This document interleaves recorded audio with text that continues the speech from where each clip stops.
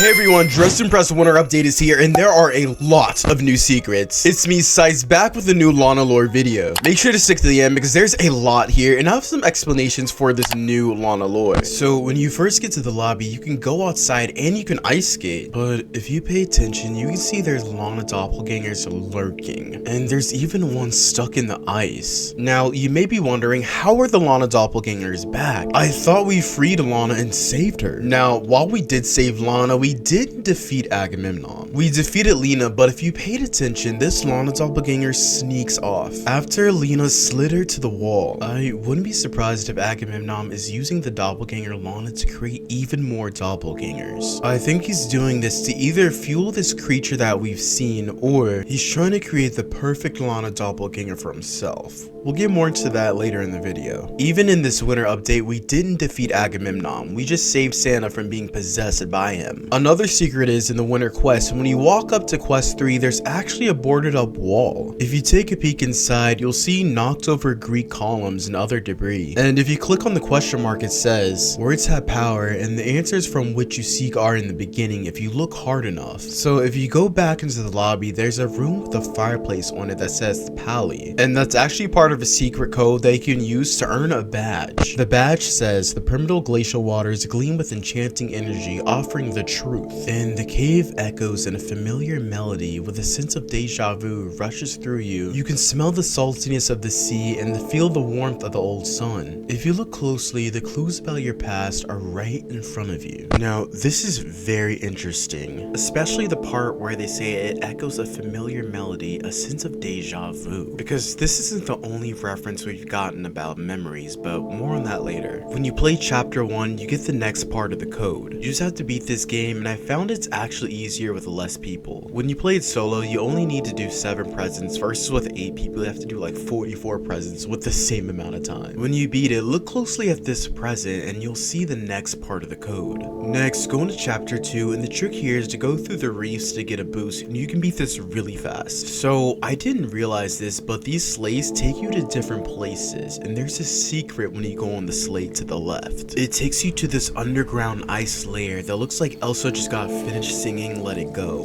Walk up to this fountain and now type in the whole code. Once you're finished, go back to the Christmas lobby, back to where this boarded up wall was. When you click it, it transfers you here and you get this cutscene. Let's watch it and then we'll discuss after.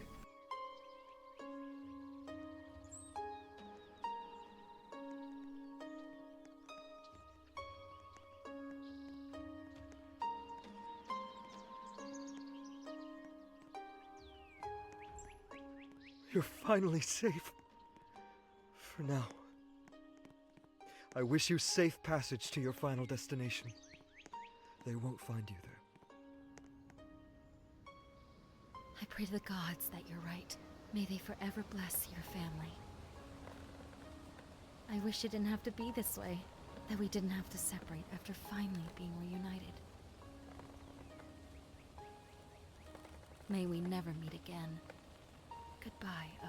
Before we even saw this clip, it told us this was our past. When we first clicked on this area, it said the answers from which you seek are in the beginning if you look hard enough. I think this scene is telling us that this is the beginning of the Lana lore. We see a hurt deer and it turns into a woman, then this guy appears. Now my first thought is this is Agamemnon. He has the same silhouette as Agamemnon did in the final boss battle for the winter quest, and also at the end for the Halloween quest. This is referencing the Greek tale of Agamemnon. I made a video about this going into more detail already, and this confirms it. In the story, Agamemnon was leading the Trojan War on a big boat. However, he faced the wrath of Artemis, who this might be in the window painting from the Halloween update. He ends up facing the wrath of Artemis because he hunted one of her sacred sages, which is a deer. That's interesting because there are quite a few deer here, and you can even unlock a pet deer in the game. So since Agamemnon hunted the deer, Artemis says he must sacrifice lose one of his kids or face her plague. Which is also interesting because the word plague keeps coming up in all the previous Lana lore games. There are different versions of this Greek tale, but in one of them, Artemis was going to sacrifice Agamemnon's daughter, named Iphigenia. Artemis ends up taking pity on Iphigenia, replacing her with a deer and sending her away. Agamemnon, thinking he killed his daughter, might have made him go insane, distorting his thoughts on justice, creating his villain origin story, lusting for power and control since he thought he had no control over what happened to his daughter. This scene we get may be what happened right after Agamemnon's daughter was supposed to be sacrificed. She was turned human and sent away. This could explain why the guy says you're finally safe. Maybe in the Dress to Impress version, Agamemnon is the one saving his daughter, sending her off to live somewhere else, so whoever wouldn't find her. Maybe because of this, Agamemnon was plagued and locked away. Maybe the plague corrupted his mind. However, at the end, she ends up saying, "May we never meet again, goodbye, oh." This might mean that this is actually someone else who looks like Agamemnon and Lana. Agamemnon does have a son named Orestes, so it's probably him. In Greek mythology, he wants to get revenge for the death of his father Agamemnon, so he takes out the person who slayed Agamemnon and his own mother. Maybe this person died and Agamemnon has been looking for a way to bring them back. Maybe since Lana looks so similar, he just wants to use her as a vessel that she can live in. My thing is, why does she not want them to meet again after they have been separated? This sounds kind of similar to how Lana's loved ones turn into creatures, so Lana makes sure she keeps her distance so nothing happens to them. What do you all think about this? So I looked up the definition for the code and I think it's pronounced Palencia.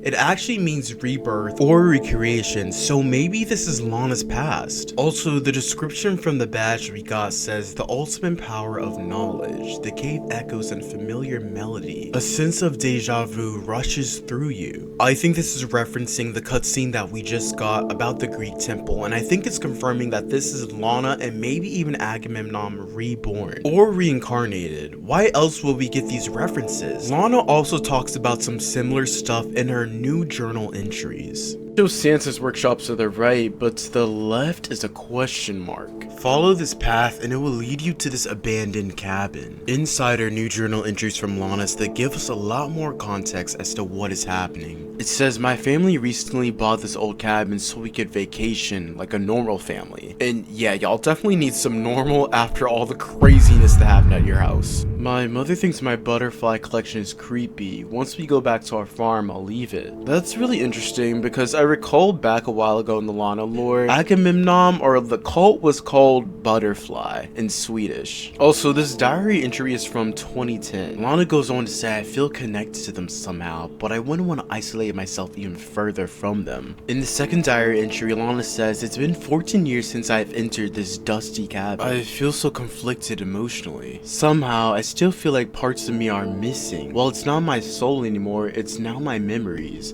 There's too many gaps." So this diary entry is pretty recently after the Halloween update, and she feels like her soul isn't hers anymore and she's losing her memory. What if this is because Agamemnon has been possessing her? He has been entering her dreams and Lana has been referred to as a vessel. So maybe she was a vessel that Agamemnon used to control. Lana goes on to say, "I've been having these recurring dreams. I'm not sure what they mean yet." This is not the first time that Lana has had these weird dreams, and if you remember, Nurse Julie was also having weird dreams before she became possessed. So I wouldn't be surprised if Lana ends up becoming possessed again. However, after seeing those cutscenes, I kind of think that these memories that Lana is having are from this Greek temple. Like, what if that's actually the dream Lana keeps having, is that cutscene? In journal entry 3, Lana says, "When Agamemnon took control, I lost myself in all the chaos. I was manipulated into a society that controlled others for Agamemnon's benefits. I betrayed others, including those closest to me during the darkest times of my life, the hospital. I can't help but feel like what happened to Lena was my fault. I let my thirst for vengeance distract me from protecting someone who clearly was vulnerable.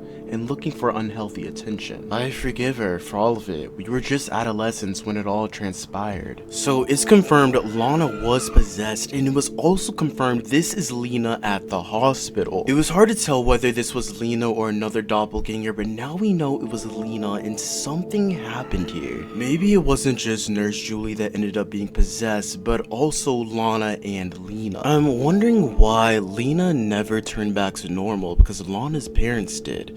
And we still don't have an explanation for why Lena and Lana look the exact same.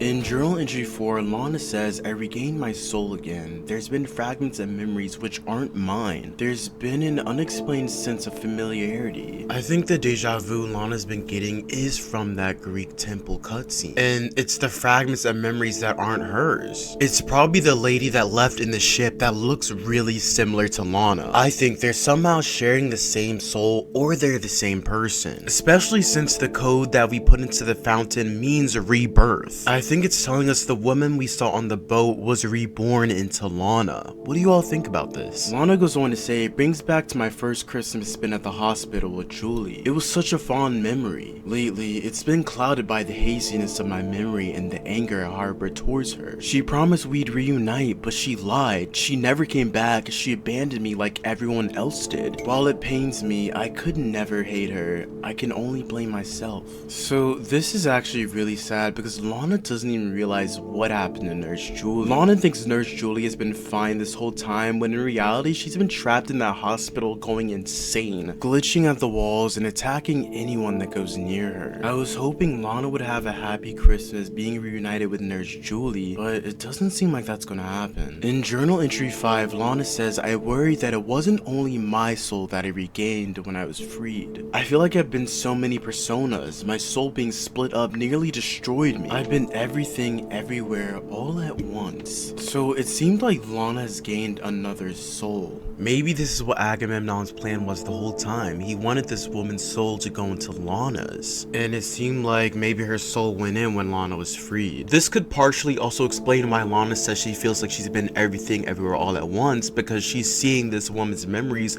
from a time period that is not recognizable to her. At first I thought when Lana said her soul felt like it was split up, I thought it was a reference to the doppelgangers, which it could definitely still be. I definitely now think she's referencing this woman's past life. Lana goes on to say, what if like Lena, I need him to matter? This reoccurring dream is screwing with my brain. It's almost like it's a puzzle that I have to piece together. But something's still missing. It feels important. I'm starting to think what's missing is Lana understanding that this is her past life. In journal entry 6, Lana says, someone is trying to send me a message through my dreams, and I have to figure out how to intercept it. My spirit has shifted. I need to venture on a quest of self-discovery and uncover the hidden truth within my psyche. I think the person that's sending Lana these messages is either Agamemnon or this woman. It's been confirmed that Agamemnon has intercepted Lana's dreams before, so maybe he's trying to tell her that this is her past life, and that the hidden truth is that this is literally Lana. And honestly, this isn't that surprising because I've made a video in the past saying how Lana is actually a Greek goddess. Make sure to follow so you're up to date with all the dress to impress lore, because if you've been watching my videos, you would not be surprised by this. I'll see you guys in the next video. Peace out.